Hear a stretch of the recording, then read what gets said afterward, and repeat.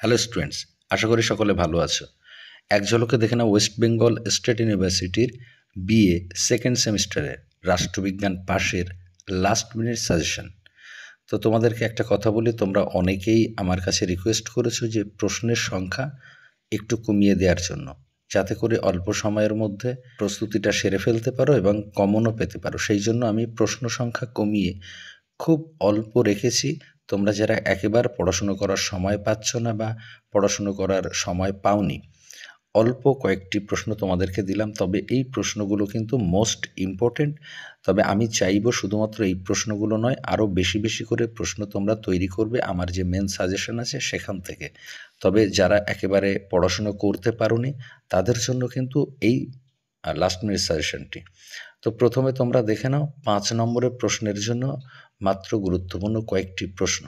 প্রথম প্রশ্নটি হচ্ছে প্রস্তাবনার গুরুত্ব বা তাৎপর্য আলোচনা করো। প্রস্তাবনার গুরুত্ব বা তাৎপর্য আলোচনা করো। দ্বিতীয় প্রশ্নটা হলো প্রস্তাবনায় উল্লেখিত ধর্মনিরপেক্ষ শব্দটি ব্যাখ্যা করো। প্রস্তাবনায় উল্লেখিত ধর্মনিরপেক্ষ শব্দটি ব্যাখ্যা করো। পরের প্রশ্নটি দেখো, ফান্ডামেন্টাল রাইটস অর্থাৎ মৌলিক অধিকার এবং নির্দেশমূলক নীতির মধ্যে পার্থক্য লেখো। মৌলিক অধিকার এবং নির্দেশমূলক নীতির মধ্যে পার্থক্য লেখো। পরের প্রশ্নটি দেখো, নির্দেশমূলক নীতির গুরুত্ব তাৎপর্য আলোচনা করো। নির্দেশমূলক নীতির গুরুত্ব তাৎপর্য আলোচনা করো। পরের প্রশ্নটি দেখো, রাজ্যপালের স্বেচ্ছাধীন ক্ষমতা আলোচনা করো। রাজ্যপালের স্বেচ্ছাধীন ক্ষমতা আলোচনা করো। তো এই হলো 5 নম্বরের প্রশ্নের জন্য সবচেয়ে গুরুত্বপূর্ণ 5টি প্রশ্ন। আমি চাইব এর বেশি বেশি করে তোমরা একটু তৈরি করবে, তবে এই 5টা তৈরি করলে আশা করি এখান থেকে কমন পেয়ে যাবে। এবার তোমরা দেখে নাও 10 নম্বরের প্রশ্নের জন্য গুরুত্বপূর্ণ প্রশ্নগুলি। প্রথমে দেখো তোমরা ইউনিট 1-এর প্রশ্ন। যে প্রশ্নটি তোমাদের সবচেয়ে গুরুত্বপূর্ণ সেটা হচ্ছে সাম্যের অধিকার আলোচনা করো। ভারতীয় সংবিধানে বর্ণিত সাম্যের অধিকার আলোচনা করো। পরের প্রশ্নটি দেখো, সাংবিধানিক প্রতিবিধানের অধিকার আলোচনা করো বা শাসনতান্ত্রিক প্রতিবিধানের অধিকার আলোচনা করো। পরের প্রশ্নটি দেখো, নির্দেশমূলক নীতি বর্ণনা করো এবং এর গুরুত্ব আলোচনা করো। নির্দেশমূলক নীতি বর্ণনা করো এবং এর গুরুত্ব আলোচনা করো। তারপরের প্রশ্নটি দেখো, ভারতের যুক্তরাষ্ট্রের বৈশিষ্ট্য আলোচনা করো বা ভারতীয় যুক্তরাষ্ট্রের যে কেন্দ্রীয় প্রবণ বৈশিষ্ট্য সেটি আলোচনা করো। এইটা হচ্ছে ইউনিট 1-এর এই 4টি গুরুত্বপূর্ণ প্রশ্ন।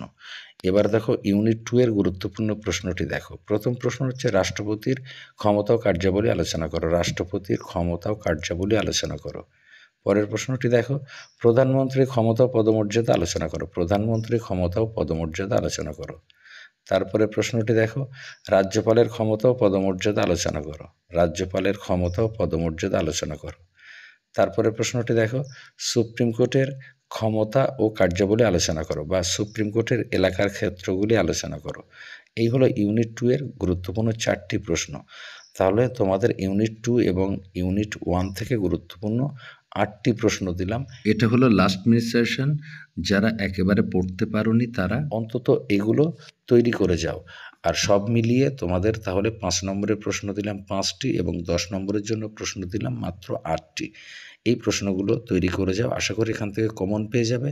তবে আমি বারবার তোমাদেরকে রিকোয়েস্ট করব, আমার মূল যে সাজেশন সেখানে যেগুলো দেওয়া আছে সেগুলো করার চেষ্টা করবে। তবে যারা একান্তই সময় করে উঠতে পারোনি পড়াশুনোর জন্য এবং অল্প সময় আছে পরীক্ষার জন্য, তাদেরকে বলবো অন্ততপক্ষে এইগুলো কষ্ট করে তৈরি করে যাও। তবে বারবার বলছি এগুলো কিন্তু সকলের জন্যে না।